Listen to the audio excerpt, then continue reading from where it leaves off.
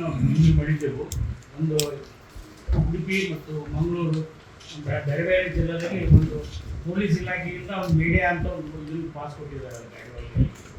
ಆ ಟೈಪ್ ನೀವು ಕೊಟ್ಟರೆ ಅಂತ ನಾನು ಮಾಡಿ ಮಾಡೋಕ್ಕೆ ಅನುಕೂಲ ಆಗುತ್ತೆ.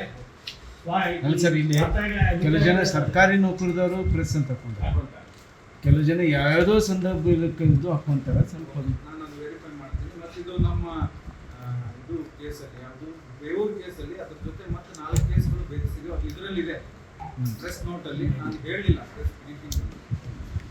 ಸೊ ಅದ್ರ ಜೊತೆಗೆ ಇನ್ನೂ 4 ಕೇಸ್ ಮಾಡಿರೋದು.